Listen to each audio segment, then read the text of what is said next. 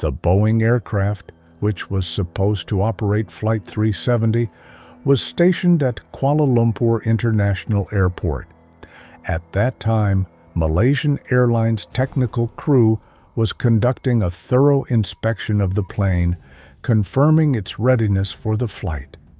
The aircraft had been refueled and equipped with everything necessary for a safe journey to Beijing. It was just an ordinary working day. However, none of the employees could have imagined what would unfold in the next few hours. The check-in process for passengers began. All 227 people successfully passed security control and boarded the plane, including citizens from 14 countries, most of whom were Chinese. It was a flight many had eagerly anticipated as they were returning home. The crew consisted of 12 people, including Captain Zahari Ahmad Shah and First Officer Farik Abdul Hamid, both highly experienced and respected among their colleagues. The pilots and crew took their places in the cockpit, and Captain Zahari, with over 18,000 flight hours, confidently took control. Passengers slowly settled into their seats, and pre-flight preparations began. The atmosphere on board was calm. All passengers seemed content and were eagerly awaiting takeoff. The crew checked all systems and performed the final preparations before departure. The dispatcher granted permission, and the plane took off smoothly in good conditions under a clear sky. Everything proceeded as planned.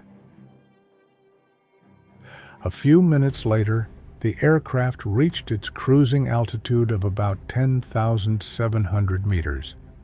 Passengers were engaged in various activities, and the pilots established communication with air traffic control to report on the flight status and altitude. Everything remained calm on board. The aircraft continued its northeastern route towards Vietnamese airspace. The pilots reported that the flight was on course and no issues had been detected.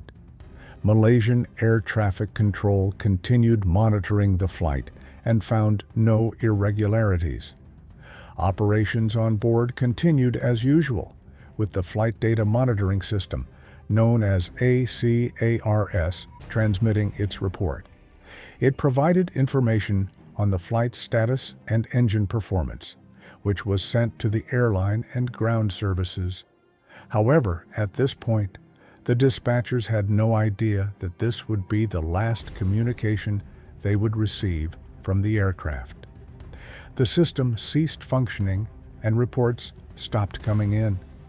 This kind of failure might indicate either a deliberate shutdown or a technical malfunction. The next ACARS report was expected in 30 minutes, but it never came. The failure of the system, which was set up for regular data transmission, became the first alarming signal. From that moment on, things started to spiral out of control. This was the last time dispatchers heard from the pilots. Farik Abdul Hamid's standard farewell phrase, "Good night, Malaysia 370, was directed to Malaysian staff. A few minutes later, the plane was about to transition to Vietnamese control as it was approaching their airspace. But soon, neither the crew nor the aircraft would communicate again. The pilots stopped reporting, including about any potential issues or emergencies. This created the impression that the flight was proceeding normally. A few minutes later, Malaysian staff formally transferred control to their Vietnamese counterparts. At the same time, Vietnamese controllers were preparing to contact the flight. Time passed, and the aircraft never appeared on their radar screens.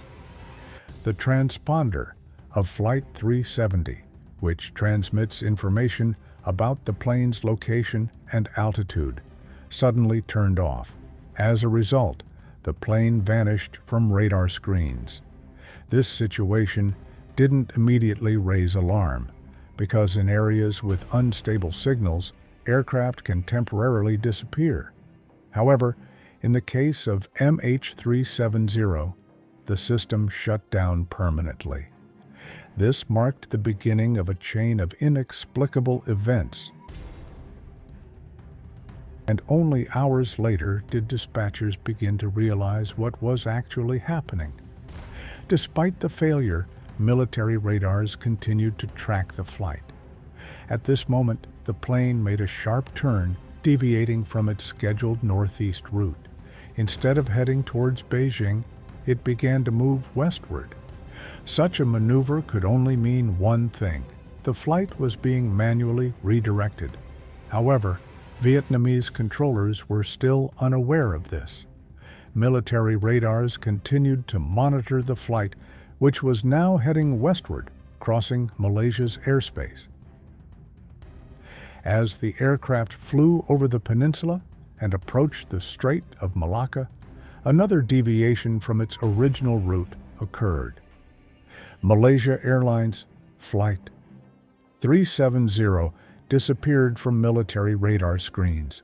This was the last moment the aircraft's location was tracked by any observation method. At that point, the plane was heading towards the Indian Ocean. After the signal vanished, no one knew its whereabouts, causing confusion among air traffic controllers. Later, this event, along with the transponder failure and lack of satellite communication, would continue to record the plane's activity for another hour. Dispatchers made numerous attempts to contact the crew. The plane should have already entered Vietnamese airspace, but none of the requests were answered. Other aircraft in the area also tried to communicate with the flight, but their efforts were unsuccessful. One of the pilots managed to establish contact, but all he heard were interference noises that didn't provide any useful information. Early in the morning, an automatic ping was detected thanks to satellite communications. These signals were part of a system transmitting data about the aircraft's condition. It's important to note that they didn't contain precise coordinates, but indicated that the Boeing was still airborne. Each ping allowed analysts to hypothesize the plane's flight path. A few hours later, experts would use complex mathematical models to analyze the signals and conclude that the plane might have been heading either north toward Central Asia or south into the Indian Ocean. These data would become crucial for the subsequent search, pointing to the possible location of the aircraft. At this time, Flight 370 was supposed to be approaching Beijing. After several unsuccessful attempts to establish contact, suspicions about its disappearance began to arise. Now, with the aircraft vanishing from all radars and communication lost, a decision was made to declare the flight missing. 2 hours later, Malaysian Airlines released a public statement confirming that Flight MH370 had not arrived in Beijing, and communication with it had been lost. At that moment, the world began following the fate of the aircraft. A few minutes later, the last signal was recorded, which would become a key piece of evidence in the investigation. It would help establish that the plane had continued flying for several hours after the last voice contact with the ground. Information from the satellites became the basis for further searches, although it did not simplify the task. The last signal from the aircraft was a weak sound, indicating that the plane was likely running out of fuel. From that point onward, no more signals were received. It became clear that the situation was dire and required immediate action. experts began analyzing the data in hopes that even a small piece of information would shed light on the events. An international search operation was launched, with efforts focused on the South China Sea, where the aircraft had lost radar contact. However, the analysis of satellite data led to the shift of search zones to the Indian Ocean. The operation involved many countries, each offering its help, from military ships and aircraft to satellites and sonar systems. Australia played a key role in coordinating the search efforts in the southern part of the ocean. Vast areas required thorough exploration, and every country's efforts were aimed at maximizing coverage of the region.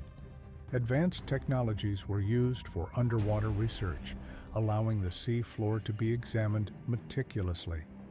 However, for a long time, the aircraft couldn't be found. After 16 months, the first piece of wreckage was discovered on the shores of Réunion Island, a fragment of the aircraft's wing. The piece was identified as part of the Boeing, confirming that the plane had indeed crashed in the southern Indian Ocean. This was the first tangible piece of evidence found, and over the course of 2 years, more wreckage was discovered on other islands, including fragments of wings and fuselage, which were also identified as parts of the missing aircraft. Throughout these years, international experts surveyed over 120,000 square kilometers. Yet, despite all the efforts, the exact crash site was never found, and the operation did not yield the expected results.